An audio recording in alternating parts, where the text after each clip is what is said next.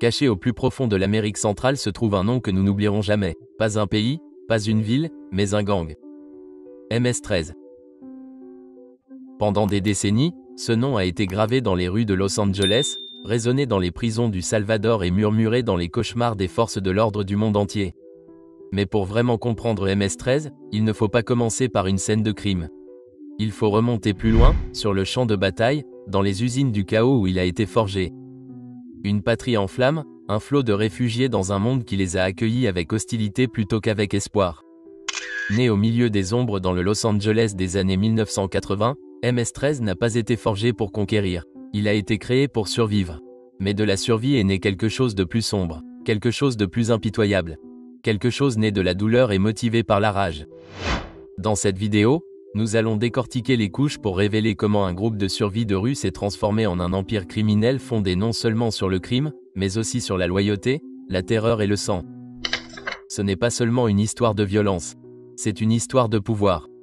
Comment un peuple rejeté par la société a créé sa propre domination. Et comment cette domination s'étend même derrière les barreaux. Bienvenue dans l'ascension, la portée et la réalité du MS-13, le gang le plus dangereux d'Amérique et peut-être du monde. Si vous êtes attiré par les histoires qui révèlent des zones d'ombre sous la surface, au-delà des gros titres, assurez-vous de cliquer sur j'aime, de vous abonner et de partager cette vidéo avec quelqu'un qui a besoin de voir le monde que nous ignorons habituellement. La saga du MS-13 commence ici, et elle ne fait que s'assombrir à partir de maintenant. Pour comprendre comment une force aussi violente a vu le jour, il ne faut pas commencer dans une cellule de prison. Il faut commencer au bord d'une zone de guerre. Le Salvador, 1900, sa tante Novi, une nation pas plus grande que le Massachusetts, prise entre deux feux de la politique de la guerre froide. Des rebelles de gauche se sont soulevés contre une dictature militaire soutenue par les États-Unis, plongeant le pays dans plus d'une décennie de conflits, des villages entiers réduits en cendres. Plus de 75 000 vies anéanties. Mais la véritable dévastation a suivi les survivants au-delà des frontières. Entre 1980 et 1990, près d'un demi-million de Salvadoriens ont fui vers les États-Unis, sans rien d'autre que des traumatismes et sans aucun refuge. Ils ont atterri dans certains des quartiers les plus dangereux de Los Angeles, Pico Union, South Central, MacArthur Park, où la pauvreté, la violence et les tensions raciales faisaient déjà rage. Que se passe-t-il lorsque des jeunes marqués par la guerre arrivent dans un endroit qui les considère comme une menace? Rejetés par les écoles, battus dans les rues, ignorés par la justice. Ils n'avaient pas de protecteur. Ils en ont donc créé un. Ils ont formé Mara Salvatrucha, pas un cartel, pas un empire, une fraternité, une tribu d'âmes déplacées qui ont tatoué leur douleur, élaboré des rituels et transformé les rues en champs de bataille. Le traumatisme ne s'estompe pas, il s'adapte. Des cendres de la guerre civile est né MS-13. Pas pour terroriser, mais pour ne plus jamais être terrorisé. Mais la protection allait vite se transformer en domination. Ce qui avait commencé comme une défense ne le resta pas. À la fin des années 80 et au début des années 90, le MS-13 avait évolué. Il recrutait, s'organisait et s'étendait. Ses membres étaient des survivants de la guerre, éprouvés au combat à plus d'un titre. Ils ne se battaient pas seulement pour survivre, ils se battaient pour dominer. Les machettes ont remplacé les armes à feu, les décapitations remplacent les coups. Ils ont adopté la brutalité comme stratégie. Leur devise effrayante, mata, viola, controla, tuer, violer, contrôler. Ce n'est pas un slogan, c'est un plan de bataille. Mais les projecteurs attirent l'attention. En 1996, les États-Unis ont opéré un changement radical. Expulser tout non-citoyen qui commet un crime, aussi mineur soit-il. Des milliers de membres du MS-13 ont été renvoyés au Salvador, un pays dont ils se souvenaient à peine. Ce que l'Amérique pensait être une expulsion de criminels est devenu une force d'invasion. Lorsqu'ils ont débarqué, ils ne sont pas rentrés chez eux, ils sont revenus pour conquérir. Nombre d'entre eux étaient des enfants lorsqu'ils ont été déportés, sans langue, sans famille, sans travail. Pourtant, ils sont arrivés avec une identité, MS-13. Sans effort de réintégration, le Salvador a assisté impuissant au regroupement de ces rapatriés. Ils ont fusionné la haine avec la stratégie, transformant les tactiques de trafic des États-Unis en réseaux locaux. Les quartiers sont devenus des territoires, les rues sont devenues des lignes de front. Le Salvador est devenu un bastion. Le gang s'est organisé sous la direction de l'Oren National, un conseil secret qui gouverne depuis des pièces cachées et des cellules de prison. Un cartel déguisé en gang, gérant les coûts, les routes de la drogue, les réseaux d'extorsion et influençant même les politiciens. Au début des années 2000, le MS-13 ne survivait pas. Il prospérait. Il contrôlait les écoles, les bus, les rues des villes et même les couloirs politiques. Leur message était clair. Obéissez ou disparaissez. Et cela a soulevé une question sinistre. Comment combattre un ennemi qui recrute plus vite qu'on arrête? Le MS-13 ne s'est pas arrêté aux frontières du Salvador. Ses racines se sont approfondies. Ses branches se sont développées rapidement, loin et sans pitié. Le gang exploitait l'extorsion au Salvador, multipliait les oléoducs et les pipelines de cocaïne au Honduras et au Guatemala, et se livrait au trafic d'êtres humains et à des assassinats commandités aux États-Unis. Mais le détail le plus terrifiant, c'est qu'il était décentralisé. Des dizaines de gangs opéraient indépendamment sous un code du silence brutal. Les forces de l'ordre pouvaient couper une tête pour que 3 autres la remplacent.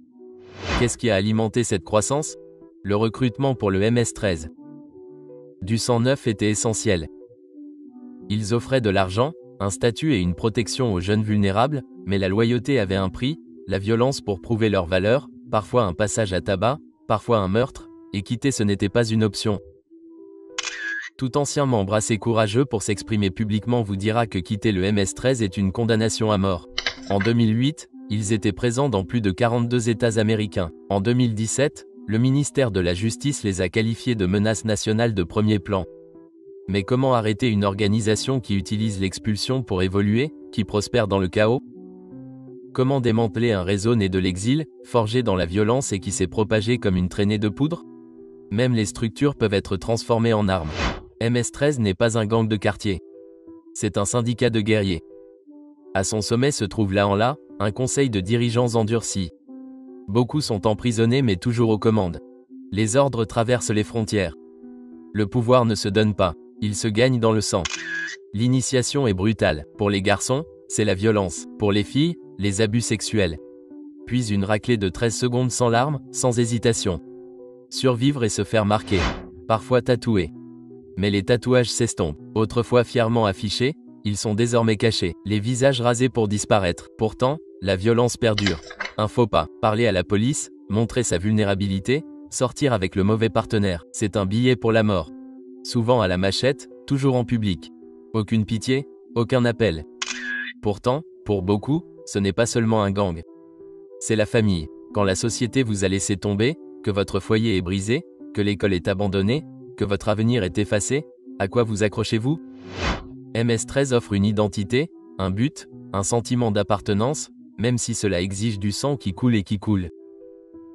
Nous devons donc nous demander quel monde cela fait de nous lorsque la violence devient la structure la plus stable pour survivre. Pourquoi 13? Ce n'est pas un hasard. C'est un symbole, un code reliant MS-13 à la mafia mexicaine. M est la 13e lettre. Ce lien est leur pacte. Mais comment un gang salvadorien s'est-il allié à l'un des syndicats de prisonniers les plus redoutés de l'histoire des États-Unis? Au début de MS-13, ils avaient besoin de protection derrière les barreaux. Dans les prisons californiennes, l'âme régnait sur les cours. En échange du respect et des hommages, MS-13 a obtenu Sanctuary, un partenariat né de la commodité, scellé dans le sang. Cette alliance a élevé MS-13 de combattants de rue à guerriers agréés. C'est pourquoi 13 est important. Touchez-y et vous saignerez. Mais ce n'était pas qu'une question de symbolisme. Approvisionnement, drogue, extorsion, voilà leur source de revenus. MS-13 s'est divisé en dizaines de cliques, chacun fonctionnant de son côté, mais unis sous un code unique et brutal. L'âme est restée tapie dans l'ombre, collectant les cotisations, réprimant les conflits, faisant respecter l'ordre. Alors la prochaine fois que vous verrez MS-13 tagué sur un mur, ce ne sont pas des graffitis. C'est un contrat, un avertissement, un vœu. Avancez prudemment. 13 est un serment de sang. Ce qui a commencé comme une survie est devenu un ouragan. MS-13 est né de la guerre et de la séparation, mais ce qu'il a construit n'était pas un refuge. C'était une tempête balayant Los Angeles, par-delà les frontières, à travers les générations.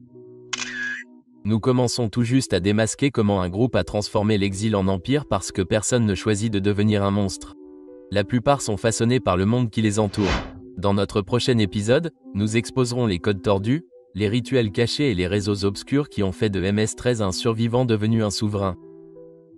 Et si vous ressentez l'envie de continuer à chercher, n'oubliez pas d'aimer, de vous abonner et d'activer les notifications pour ne jamais manquer une étape de notre voyage pour découvrir ce qui se cache encore sur cette terre.